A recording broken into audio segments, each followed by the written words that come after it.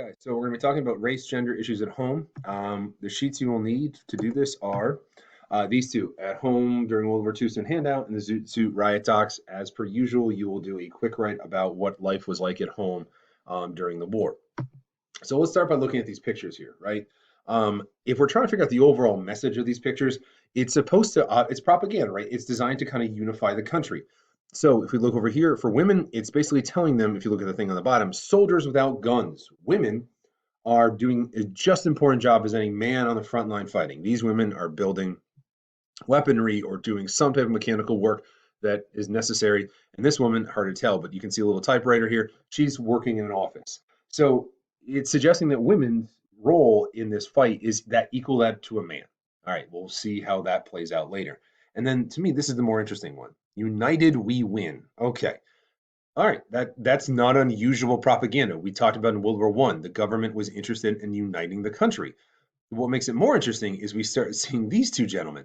I think we already know that America was deeply segregated. The idea that a black man and a white man working side by side would have been pretty impossible or pretty rare at this time in history. So, despite the effort of the government to project this idea of unity and equality, whether for gender or race, here's the truth. When we start looking at it more closely, we see it's not true. But here's the thing. Here's what matters. Here's what we're talking about it. All right. If it wasn't for the shortcomings on both of these fronts during World War II, we wouldn't have had the women's rights movement. We wouldn't have had the civil rights movement. So World War II's impact is large in many ways. It changes government, everything, blah, blah, blah. But it also changes societal norms in a big way. So let's get started. So one of the first events that we want to talk about is a lost event from history. It's called the Zoot Suit riots. So a couple quick things you just want to take some notes on. First thing we want to note is that there's been this uh, change in immigration because of a labor shortage of caused by the draft and people signing up for the army and the military. The United States needs labor. And so they work out a deal with Mexico to allow Mexicans to come and live in the United States to essentially work as, well, let's be honest, migrant farm workers, farmhands, helping get pick fruit or get vegetables or whatever it was. So they're coming over in relatively large numbers, 3 million. 3 million across the entire country wouldn't necessarily felt very like a big change, but they're concentrated in the Southwest in California. So for people living there, it seems like a radical shift in change. All right, so you see this new group of people coming in. Next, we have something called the Sleepy Lagoon murder trial. This was a national sensation story. A young white woman is murdered. And what happens is the police begin to target and look for somebody to blame. And so, because we start seeing this large number of Mexican immigrants coming to the country, they become an easy target. Why? Because one, the language barrier, two, they kind of stand out. And so they become the target. And in the process, the police will basically begin to harass the Latino community. As it says here, 22 men will be convicted of murder of this woman. I just logistically doesn't make any sense to me. 600 men will be arrested and held for questioning involving this murder. It just, again, doesn't make any sense. Now, here's the thing. If they were just, I guess, quote, normal Hispanic men, it wouldn't have, that doesn't really explain the Zoot Suit riots. But because they were Zoot Suiters, right? And we'll explain what that means in a second. The press begins to paint Zoot Suiters as these gangsters and dangerous thugs and all these terms that we kind of still hear sometimes thrown around today. Um, so the whole public's perception of a Zoot Suiter isn't one of just a young person having a good time, but rather a dangerous criminal. So let's talk about what a Zoot Suiter is. So if you look at this picture down here, this gentleman's wearing a Zoot suit. So if you're trying to compare that to a traditional suit, you'll notice one, the jacket is much, much, much longer. Really, your jacket stops about here. The bow tie is exaggerated. You got the big hat. You got pants on. The pants are very wide and kind of bloomy. I don't know what the word there is. Anyway, so as a look, it stands out. It's not traditional, not mainstream. And so that immediately begins to make them look different. Zoot Suiters were seen as being un-American, and this is true, and it's ridiculous, and I can't believe that people said this, but because these guys wore these suits that took extra fabric, they were un-American and hurting the war effort. Instead of taking the clothing they should have, the clothing they had, and using it to, um, I guess make uniforms, they would make these suits, and so to do that made them seem bad. And then because it was the cloth was supposed to be used for war effort, you had to go get your suit from like some dark alley someplace. It was kind of shady. So it began a black market to make the suits. And so essentially, you've got these three factors coming together. A wave of immigrants coming in, right? That seems foreign and strange. You have a murder that was pinned on an entire community, essentially. And then you have this look that physically helps you stand out, right? But it was also viewed as being abnormal, non traditional, and un American. And so all these factors will come together to creating what is the Zoot Suit Riot. So let's talk about this kind of chain of events that explain the Zoot Suit Riot. So May 30th, 1943, a group of sailors are out having drinks, partying, whatever you want to do. They're walking home, ladies, to their apartment, and they claim a group of Zoot Suiters began to catcall and harass these women. And so these sailors do what naturally you should do, which is to get into a fight with them. So probably two drunken groups got together and had a fight. Okay. Do we know who's at fault? No, probably both sides.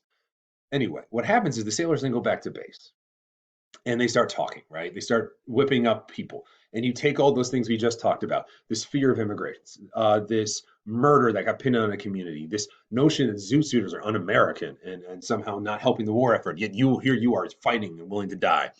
So these sailors whip all these people up. And so on June 3rd, a group of sailors go out looking for Zoot suiters. And they just attack the first ones they can find, who just happen to be 12 and 13 years old. And you can see the picture down here. That is a young kid, man. So this group of grown men go and beat up a bunch of middle schoolers for wearing the wrong suits. Cool. And so they go back to the base and they're even more fired up. And then, so what happens, I'll just click back here for a second. If you look at the picture up here at the top, this is what it looked like. From June 4th through the 7th, there are literally U.S. servicemen walking around with clubs looking for Zoot suiters to attack. And it gets so bad that the U.S. commander of the base has to shut down the base.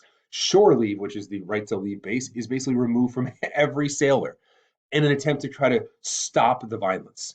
But again, they're only hunting down Mexican Americans or Mexican or Hispanic looking people because that in their head is what a Zoot suiter is. Now, if this had been a incident that just took place in Los Angeles, maybe this is something that would be forgotten in history, like an ugly thing that happened, right? But unfortunately and sadly, because the word gets out, we begin to see riots attacking Zoot suiters across the country. Now, here's the thing: Hispanics were traditionally settled in the Southwest, so Zoot suiter riots tended to attack African Americans in places like Detroit, Chicago, Philly, and New York. So, yeah, this isn't. It starts as a small incident, but because of all those factors we talked about, it quickly escalates into almost a nationwide race riot. All right, so here's what I want you to do. What causes Zoot Suit riots, right? So you got two documents. One is written from the LA Times. One is written from a youth organization that represent Hispanic groups in Los Angeles. Break down both the documents and then do the summary questions. All right. What we're trying to understand here is this: what causes Zoot Suit riots? How is it being depicted by both sides? Right. LA Times versus more of a local community group. What are they both looking for? What is the language they use? How does that language probably impact what happens? Remember, this isn't a singular event that takes place in Los Angeles, but then spreads to other parts of the country. So, what is the language being used in that article that might have spurred more violence? Hopefully, that makes sense. So, go ahead and pause me, do that. And here's the thing: I'm going to ask you these questions again on your quick ride. So, you probably want to do them. All right, cool. All right. So, now we're going to talk about women in African American communities during World War II. So, first thing we want to look at is this chart. And what you'll notice is you got two lines. One, the non-defense spending, percentage of GDP by the government, and then military spending. And it's kind of, there's pretty obvious trend we notice right here, this huge spike. The huge spike is the defense spending in around 1942. I think we can figure out why, right? So the US government is spending a ton of money on the military because we're fighting World War II. So what does that mean? Well, think about it. Someone's got to build those weapons. Someone's got to make the weapons. Someone's got to do all this stuff. So, and all the men are out fighting. So that means there's going to be jobs, tons of jobs. And so that is kind of where we begin to see this fight over equality begin. Next thing I want to mention. All right, we talked about the Great Migration before, starting in World War One and really the 19 teens in general, we start seeing African Americans in the South moving into cities, heading up north, and that's what this map over here represents. You can see huge spike in increases in major cities in the Northeast, like Chicago, Detroit, New York, must be St. Louis. Uh, so you start seeing these large numbers of people, African Americans from the South, moving into these communities, right? And we know that it didn't necessarily go as well as we liked. There was definitely pushback. Now, if we look at during the war period, we'll see that not only are there more African Americans heading north, but they're also heading west. Why are they doing all that? They're doing it for the jobs, right? There's jobs everywhere, and they're trying to get them to help the war. All right, blacks during World War II. So first thing we want to talk about is the WWII campaign. It was WWII, two victories, right? Victory over Nazis and victory over racism. It was kind of organized by a very famous black newspaper called the Pittsburgh Courier that became the first one to really advocate for this. But during the war, 1.2 black men enlisted in the military. Now, we talked about it in World War One. We'll mention it again. Many of them were put into roles that were not military or not combat. They were given support roles. The other thing I don't have here, do you want to jot down? Please write down. Is that units were segregated, so blacks and whites did not serve in the same units together. Mixed races were not allowed. Now, are there famous examples? Like in World War One, there was the Harlem Hellfighters, right? World War Two, there's the Tuskegee Airmen, right? So we definitely know um, that black men and blacks helped fight in the war, but it was a very limited role. But again, they did this because they expected or hoped for like a victory and movement of equality for them. Now, the bigger issue, the one that's really going to make a difference, is down here with job discrimination. There were 100,000 people building airplanes across the country. 240 of them were black. Not 240,000, not 2,400, not 24,000, 240. So clearly, what was going on is blacks were being denied high paying military paid jobs, right? So all those jobs from the expenditure we just looked at, all that moving for jobs was basically impossible. So what's going to happen is Phil Randolph is the head of the Sleeper Car Porters Union, the largest African American union in the United States. He threatens to march on D.C. and have a demonstration. Now, in the middle of a war, you don't want civil disrest. You want people, everyone unified. So FDR, who was elected, remember that chart showed overwhelmingly by whites in the South, right? They were his most ardent supporters. He can't come out and show support. Luckily, Eleanor Roosevelt, his wife, is around, and she's able to convince him to issue an executive order 8802, basically making it illegal to discriminate for defense jobs based on race. And so we'll start seeing more blacks getting hired for these high paying defense jobs. So when confronted with inequality, we start seeing movement in the direction, right? We'll talk more about that later. Now, women. In terms of the things we want to talk about, women served in the military. They did a lot of different roles, obviously not on the front line in terms of combat, but they did. There were traditional things like being a nurse. There were female pilots who they didn't fly in combat. What they would do would be if airplanes needed to be moved domestically, all right, they would basically fly them from I don't know Florida to California. That was their job. So they were basically kind of like the chauffeurs to move the planes around the country for needed work. Um, Now, as you can see, these are large, 350,000 women enlisted in the military. The challenge they faced was some of these women who were highly educated, who could be officers, but they could not be officers to over men. They could only be officers over women. So there might be a head nurse, she's an officer, but technically not allowed to command men. In terms of the workforce, right? Increased from 24% to 36%. But the reality is they often face discrimination and pay differences. They get paid less than men. $7 for a woman, $22 for a man. They're doing the same job in a shipyard.